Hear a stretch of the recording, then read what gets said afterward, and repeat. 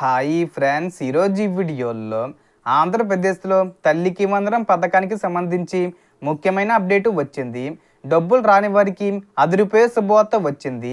ఈ తేదీలోగా మీరు ఇలా చేస్తే మీకు 13,000 రూపాయలు ఖాతాల్లో జమ అవుతాయి.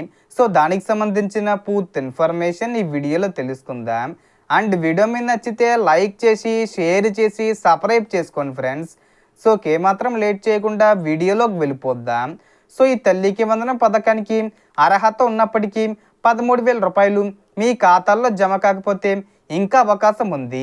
అధికారులు తెలిపిన వివరాల ప్రకారం అర్హత ఉండి ఎప్పటికీ డబ్బులు అందని వారు ఆగస్టు 3వ తేదీ వరకు తమ సమీపంలోని గ్రామ లేదా వార్డు సచివాలయంలో దరఖాస్తు చేసుకోవచ్చు.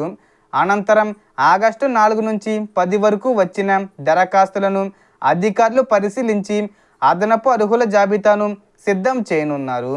అలాగే ఈ విద్యా సంవత్సరంలో కొత్తగా 1వ తరగతి లేదా ఇంటర్లో చేరిన విద్యార్థుల వివరాలను కూడా పరిశీలించి వారి జాబితాలను సిద్ధం చేస్తారు.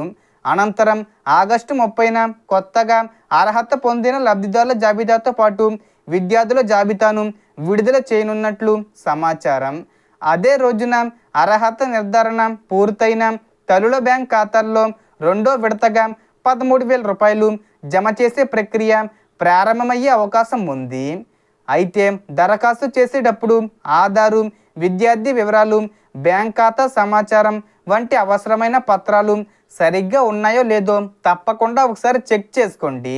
సో మొత్తం ఇన్ఫర్మేషన్ ఇది ఫ్రెండ్స్. మీకు ఈ వీడియో నచ్చితే లైక్ చేయండి, షేర్ చేయండి అండ్ సబ్స్క్రైబ్ చేసుకోండి. Thanks for watching.